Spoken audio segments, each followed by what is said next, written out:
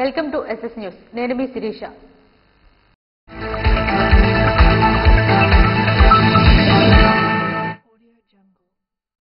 జిల్లా కలెక్టర్ కార్యాలయంలో ఇరిగేషన్ శాఖలపై రాష్ట్ర జలవనరుల శాఖ మంత్రి సమావేశం నిర్వహించారు. శ్రీకాకుళం జిల్లా పర్యటనకు విచ్చేసిన రాష్ట్ర జలవనరుల శాఖ మంత్రి నిమ్మల రామానాయుడు టెక్కల్ నియోజకవర్గంలో పర్యటించి అనంతరం రాష్ట్ర వ్యవసాయ శాఖ మంత్రి కింజరాపు అచ్చెన్నాయుడుతో కలిసి జిల్లా కలెక్టర్ కార్యాలయంలో ఇరిగేషన్ శాఖపై సమీక్షా సమావేశం నిర్వహించారు.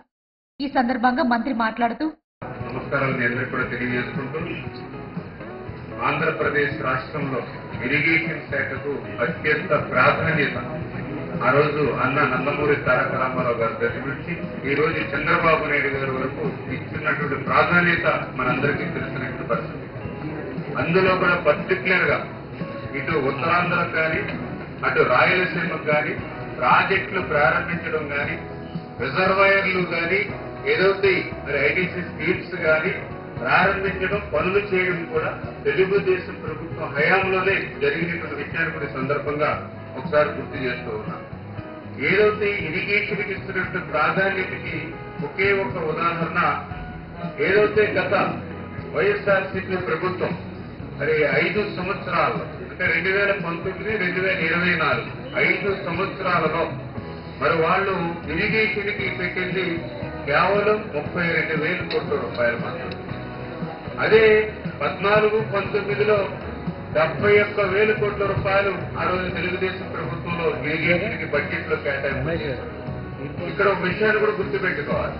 14-19లో 5 సంవత్సరాల్లో మన బడ్జెట్ టోటల్ గా 7 లక్షల కోట్లు. వీళ్ళు 19-24 5 సంవత్సరాల్లో వీళ్ళ బడ్జెట్ 12 లక్షల కోట్లు. వీళ్ళు పెట్టింది 32,000 కోట్లు. అంటే ఇరిగేషన్ శాఖకి ఎంత నిర్లక్ష్యం చేశారో అదొక ఉదాహరణ. మళ్ళీ ఈరోజు మీ అందరి ఆశీర్వాదంతో తెలుగుదేశం, జనసేన, బీజేపీ, ఎన్డీఏ ప్రభుత్వం వచ్చింది.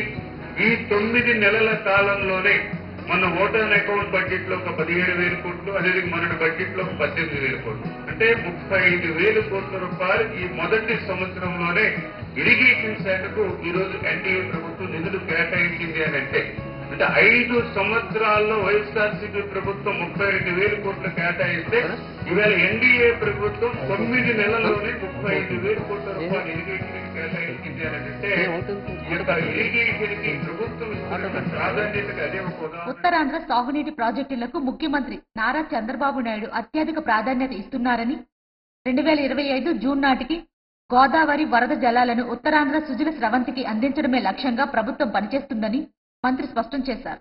గత 5 ఏళ్లలో ఉత్తరాంధ్ర సాగునీటి ప్రాజెక్టులను నిర్లక్ష్యం చేసిన గత ప్రభుత్వం వారి 5 ఏళ్ల బడ్జెట్ లో సాగునీటి రంగానికి కేవలం 32,000 కోట్ల మాత్రమే కేటాయించిందని విమర్శించారు. చంద్రబాబు నాయుడు పాలనలో 2014-19 మధ్య 70,000 కోట్లు కేటాయించామని, తాము అధికారంలోకి వచ్చిన ఈ 9 నెలల్లోనే 35,000 కోట్ల ఇచ్చామని వివరించారు. వంశధార ప్రాజెక్టుకు అత్యధిక ప్రాధాన్యత ఇస్తున్నామని, ఒడిశాతో ఉన్న సమస్యలను పరిష్కరించడానికి కృషి చేస్తున్నామని మంత్రి తెలిపారు. హిరమండలం రిజర్వాయర్ ను పూర్తి సామర్థ్యానికి నింపేందుకు చర్యలు తీసుకుంటున్నామని, కొట్టా బ్యారేజ్ ఆధునీకరణ పనులు త్వరలోనే ప్రారంభిస్తామని అన్నారు. ఈ సమీక్షా సమావేశంలో జిల్లా కలెక్టర్ స్వప్నిల్ దినకర్, ప్రభుత్వ విప్ ఇచ్చాపురం శాసనసభ్యులు బెందాల అశోక్, పీయూసీ చైర్మన్ ఆమదలవలస శాసనసభ్యులు కోన రవికుమార్, శ్రీకాకుళం శాసనసభ్యులు గొండు శంకర్, పాతపట్నం శాసనసభ్యులు మామిడి గోవిందరావు, ఎచ్చర్ల శాసనసభ్యులు నడికుదుటి ఈశ్వర్రావు, ఎమ్మెల్సీ వేపాడి చిరంజీవిరావు, ఇంజనీరింగ్ అధికారులు, వంశధార ప్రాజెక్ట్ చైర్మన్ అరవల రవీంద్ర, జిల్లా యంత్రాంగం, ప్రజాప్రతినిధులు తదితరులు పాల్గొన్నారు. ఆమదలవలస పట్టణంలోని ఎస్వీఎస్ పాఠశాలలో వార్షికోత్సవ కార్యక్రమాన్ని ఘనంగా నిర్వహించారు. శ్రీకాకుళం జిల్లా ఆమదలవలస నియోజకవర్గంలోని స్థానిక ఎస్వీఎస్ పాఠశాలలో స్కూల్ వార్షికోత్సవ కార్యక్రమాన్ని ఘనంగా నిర్వహించారు. ఈ కార్యక్రమానికి ముఖ్య అతిథిగా స్థానిక శాసనసభ్యులు కోన రవికుమార్ హాజరయ్యారు. ఈ సందర్భంగా శాసనసభ్యులు మాట్లాడుతూ పాఠశాలను అత్యంత అద్భుతంగా నడుపుతున్నారని, పాఠశాల డైరెక్టర్ పేడాడ వెంకట్ ప్రతాప్ కుమార్ ని అభినందించారు. ఆమదలవలసలో డిజిటల్ లైబ్రరీని నెలకొల్పుతానని ఎమ్మెల్యే స్పష్టం చేశారు.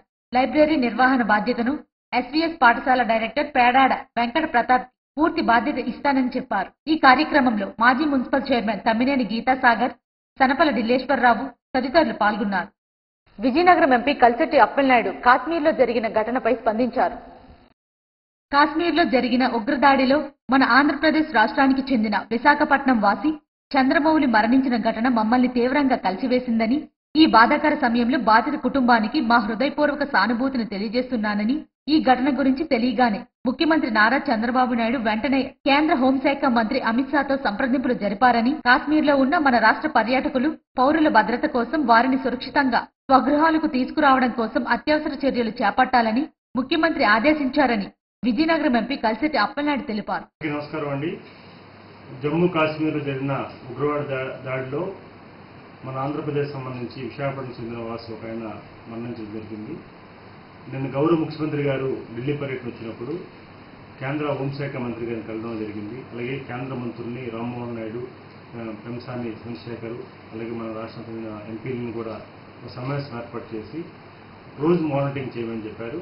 నేను ఇప్పుడు ఆంధ్ర భవన్లో ఉన్నాను.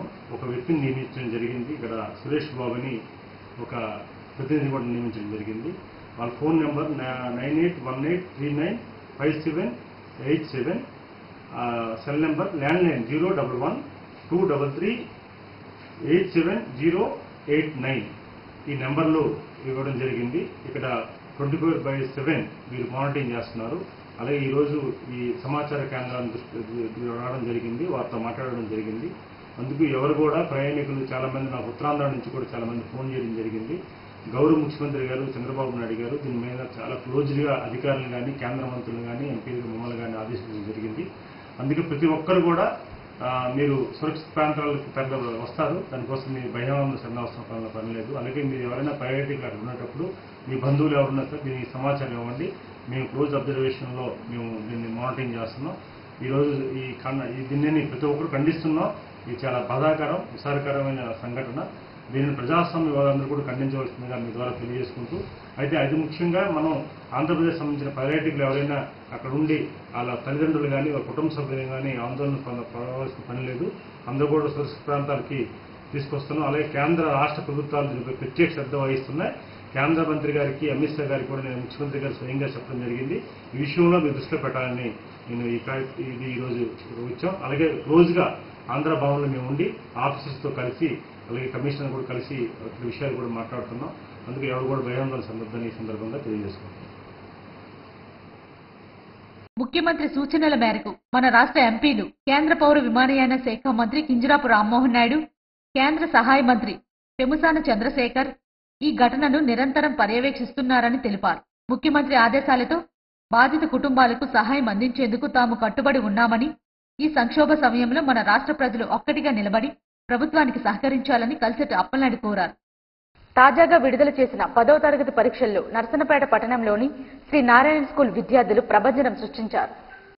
ఆంధ్రప్రదేశ్ ప్రభుత్వం తాజాగా విడుదల చేసిన 10వ తరగతి పరీక్షల్లో నర్సన్నపేట పట్టణంలోని శ్రీ నారాయణ స్కూల్ విద్యార్థులు ప్రభంజనం సృష్టించారు. ఈ సందర్భంగా పాఠశాల ప్రిన్సిపాల్ ఏ రమేష్ మాట్లాడుతూ, ఈ రోజు రిలీజ్ అయినటువంటి SSC 2024-25 ఫలితాల్లో నారాయణ నర్సన్నపేట బ్రాంచ్ అనేది ప్రభంజనం సృష్టించిందండి. ఓవరాల్గా స్టేట్లో 597 మార్కులతో 4th ప్లేస్లో నిలిచింది నర్సన్నపేట నారాయణ బ్రాంచ్.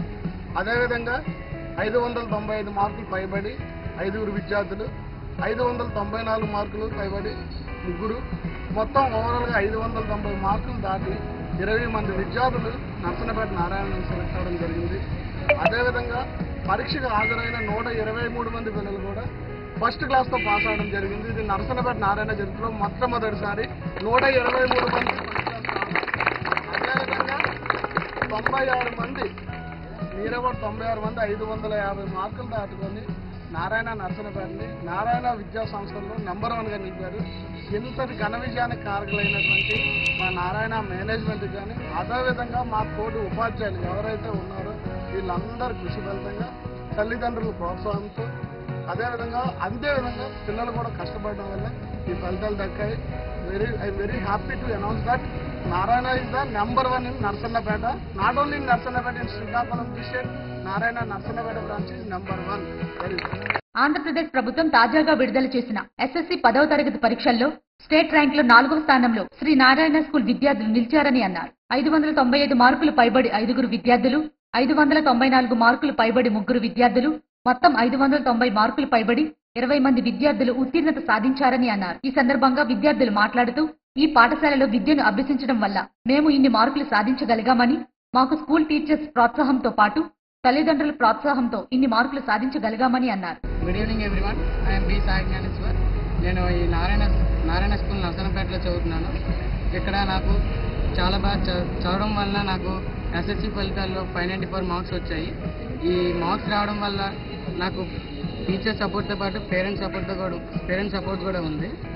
ఈ ప్రతిరోజు స్కూల్కి రావడం వల్ల నాకు ఎంత ఫలితం వస్తుందని నేను ఎప్పుడూ అనుకోలేదు. ఇంత వస్తుందని నేను చాలా బాగా హ్యాపీగా ఫీల్ అయ్యాను ఈరోజు. అలాగే దీనివల్ల మా పేరెంట్స్ కూడా చాలా బాగా సంతోషించారు. ఇది నా ఫలితం, ఇదే మా పేరెంట్స్కి ఇవ్వగలిసింది. నేను ఇంకా చాలా బాగా ఫలితాలు ఇస్తానని రాబోయే చదువుల్లో చూపిస్తానని, అలా మా పేరెంట్స్ సపోర్ట్ నేను చాలా బాగా ముందుకెళ్తానని ఆశిస్తున్నాను. Good evening everyone. ఈ నారాయణ నర్సంపేట సంస్థ ప్రపంచం సృష్టించిందండి. ఎందుకంటే మా పాప మొదటి నుంచి కూడా మమ్మల్ని గవర్నమెంట్ స్కూల్లో చదువుకొని తర్వాత ఇక్కడ నారాయణ స్కూల్ కోసం తెలుసుకుని 8th క్లాస్ కూడా వేరే దగ్గర గవర్నమెంట్ స్కూల్లో చదివింది. కాకపోతే తక్కువ టైంలో 9th to 10th ఇక్కడ జాయిన్ చేయడం జరిగినా కూడా 593 స్కోర్ చేసిందంటే వాళ్ళ టీచర్స్ తాలూకా కృషి, తర్వాత మా పేరెంట్స్ కూడా సహకారం అందించాం. పాప కూడా హెల్త్ బాగోపోయినా కూడా చక్కగా స్కోర్ చేయడానికి ముఖ్యంగా నారాయణ ప్రతి ఒక్క టీచర్స్కి అయితే మేమైతే పేరెంట్గా రుణపడి ఉంటాం. మొత్తం స్టేట్ దీంట్లోనే 4th ఇది వచ్చింది, దానికి చాలా గర్వకారణం అండి. తర్వాత 590+ 20 నెంబర్స్ రావడం అనేది చాలా గ్రేట్నెస్ అండి. తర్వాత ఏంటంటే 123కి 123 ఫస్ట్ క్లాస్ రావడం అనేది చాలా సెన్సేషనల్. ఎందుకంటే ఇప్పుడున్న రిజల్ట్స్ చాలా స్ట్రిక్ట్గా జరిగే ఎగ్జామ్స్ అయితే ఎక్కడ కూడా ఫెయిల్ అయ్యి మండలం కానీ మొత్తం 4 మండలాలు ఈ కాన్స్టిట్యున్సీ పరిధిలోకి అయితే thank you very much Narayana సిబ్బందికి. మరి జాయిన్ చేసిన పేరెంట్స్ కూడా మీరు మంచి భవిష్యత్తు కావాలంటే నారాయణ విద్యా సంస్థలు మనకి మొత్తం స్టేట్ లెవెల్లో ఇంటర్మీడియట్ కానీ ఏవైనా ఎన్నో ఫలితాలు సాధించడానికి నారాయణ సంస్థ మనకి. ఈ సందర్భంగా పాఠశాల సిబ్బంది పాఠశాల ఆవరణలో కేక్ కట్ చేసి శుభాకాంక్షలు తెలిపారు. తమ పిల్లలు పరీక్షల్లో ఉత్తీర్ణత సాధించడం పట్ల విద్యార్థుల తల్లిదండ్రులు హర్షం వ్యక్తం చేశారు. ముఖ్యమంత్రి పర్యటనకు ముందస్తు భద్రతా ఏర్పాట్లను జిల్లా ఎస్పీ కేవీ మహేశ్వర్ రెడ్డి పరిశీలించారు. ఆంధ్రప్రదేశ్ రాష్ట్ర ముఖ్యమంత్రి నారా చంద్రబాబు నాయుడు ఈ నెల 26వ తేదీన శ్రీకాకుళం జిల్లా ఎచ్చెర్ల మండలం బొడగట్లపాలెం గ్రామంనకు రానున్న నేపథ్యంలో పర్యటన ప్రదేశంలో ఏర్పాటు చేసిన ప్రత్యేక హెలిప్యాడ్, సభావేదిక, వాహనాల పార్కింగ్, లబ్ధిదారుల కలయిక, కన్వాయ్ రూట్ మ్యాప్, సిబ్బంది కేటాయింపు తదితర బందోబస్తు ఏర్పాట్లను జిల్లా SP KV Maheshwar Reddy police అధికారులతో కలిసి బుధవారం పర్యవేక్షించారు. అనంతరం రాష్ట్ర ముఖ్యమంత్రి నిర్వహించనున్న సభా సమావేశం వద్ద బందోబస్తు, భద్రతాపరమైన ఏర్పాట్లపై సెక్టార్ వారి ఇన్ఛార్జ్ పోలీస్ అధికారులతో సమీక్ష సమావేశం నిర్వహించారు. ఈ సందర్భంగా జిల్లా ఎస్పీ ముఖ్యమంత్రి రానున్న నేపథ్యంలో ఎటువంటి ఆటంకం, అంతరాయం లేకుండా కట్టుదిట్టమైన పటిష్టమైన భద్రతా చర్యలు చేపట్టాలని, వాహనాలకు ప్రత్యేక పార్కింగ్ స్థలాలు ఏర్పాటు చేయాలని, పటిష్టమైన భద్రతా బందోబస్తు కేటాయిస్తూ అన్ని విభాగాల అధికారులతో సమన్వయం చేసుకుంటూ ముఖ్యమంత్రి పర్యటనకు ఎటువంటి ఆటంకం లేకుండా పటిష్టమైన చర్యలు తీసుకోవాలని అధికారులను జిల్లా ఎస్పీ ఆదేశించారు. ఈ పరిశీలనలో అదనపు ఎస్పీలు పి శ్రీనివాసరావు, కెవి రమణ, డీఎస్పీలు వివేకానంద, వి వెంకటప్పారావు, సిఐలు, ఎస్ఐలు, ఇతర పోలీసు అధికారులు తదితరులు పాల్గొన్నారు. పహల్గాంలో జరిగిన ఉగ్రదాడులను ఖండిస్తూ ఎచ్చెర్ల ఎమ్మెల్యే కొవ్వొత్తులతో ర్యాలీ నిర్వహించారు. శ్రీకాకుళం జిల్లా రణస్థలం మండల కేంద్రంలో పహల్గాంలో జరిగిన ఉగ్రదాడులను ఖండిస్తూ ఎచ్చెర్ల ఎమ్మెల్యే నడుకుదుటి ఈశ్వర్రావు ఆధ్వర్యంలో విశ్వ హిందూ పరిషత్ సభ్యులు మరియు వివిధ క్షేత్రాల పరివారంతో రణస్థలం రామతీర్థం జంక్షన్ నుండి జాతీయ రహదారిపై కొవ్వొత్తులతో నిరసన ర్యాలీ కార్యక్రమం చేపట్టారు.